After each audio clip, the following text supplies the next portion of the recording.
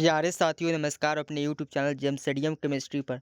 आज आप लोगों को बताने वाला हूँ डाइपोल मोमेंट को पहचानना, यानी जीरो डाइपोल मोमेंट शून्य द्विध्रुव आघूर्ण को आप कैसे पहचान सकते हैं। किसी भी मॉलिक्यूल्स को आप देखकर बता सकते हैं कि ये मॉलिक्यूल्स जीरो डाइपोल मोमेंट है। ठीक, आप ट्रिक से पहचान सकते हैं। इस वीडियो को अंत तक जरूर देखिएगा।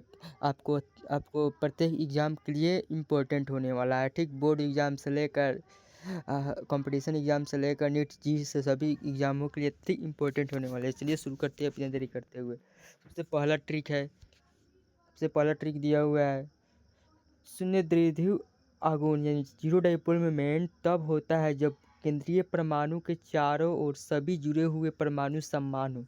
यानी सेंट्रल एटम शून्य द्विध्रुव आघूर्ण जीरो डाइपोल मोमेंट तब होता है जब सेंट्रल एटम होता है जो केंद्रीय परमाणु मॉलिक्यूल्स में केंद्रीय परमाणु होता है, उसके चारों ओर जुड़े परमाणु सेम हो, यानी उसके चारों ओर जुड़े परमाणु सेम होना चाहिए, तब वह यह डाइपोलमेंट जीरो होगा। और जुड़े हुए परमाणु सेम हो, और एक और बात, केंद्रीय परमाणु पर कोई लोन पेयर उपस्थित न हो।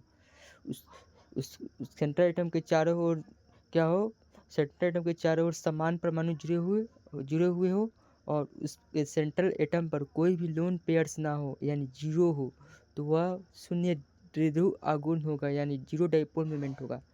एग्जाम्पल यहाँ पे देखिए, यहाँ पे एग्जाम्पल ये दिया गया है। चलिए बताते हैं इसका, यहाँ पे लिख कर लाया हूँ। देखिए, जैसे मैं इसका एग्जाम्पल दिया हुआ है BF3 में दिया हुआ है, तो बोरॉन यहाँ पे क्या है, सेंट्रल एटम है।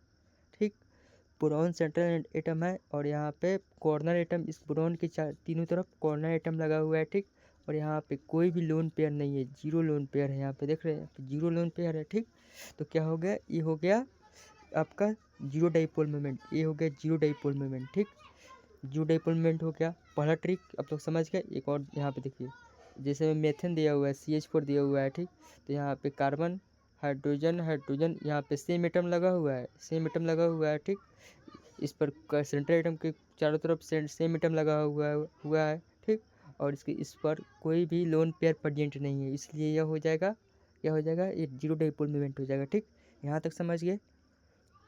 फिर से समझ लीजिए, यहाँ पे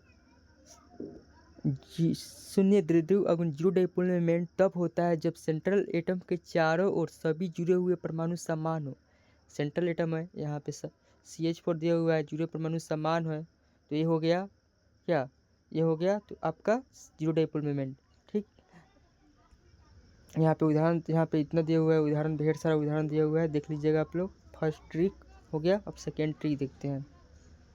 सेकेंड ट्रिक, यहाँ पे सेकेंड ट्रिक कर रहा है जीरो डाइपोल मोमेंट तब होता है जब एलिमेंट दो सेम एटम से बना हो।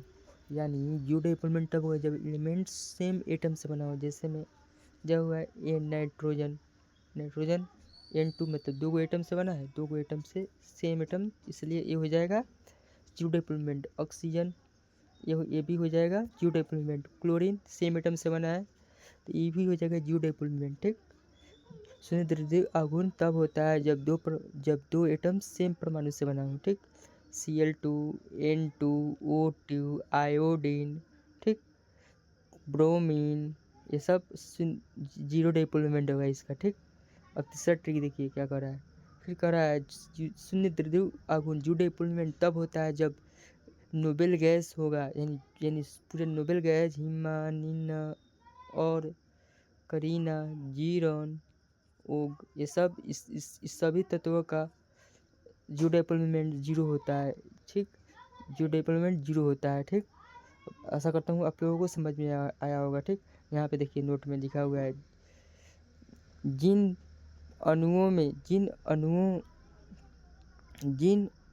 में केंद्रीय परमाणु के चारों ओर समान परमाणु जुड़े हुए हो।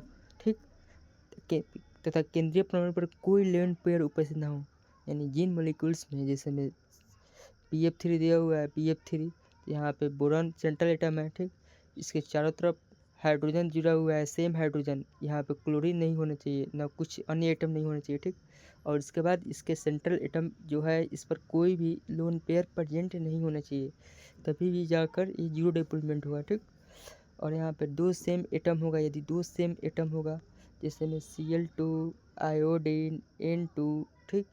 उसका नोबेल गैस होगा तो उनका जीरो डिप्लोमेंट शून्य होगा। हिमानीना और करीना ये नोबेल गैस होता है तो उसका उसका उसका जीरो डिप्लोमेंट होगा, ठीक।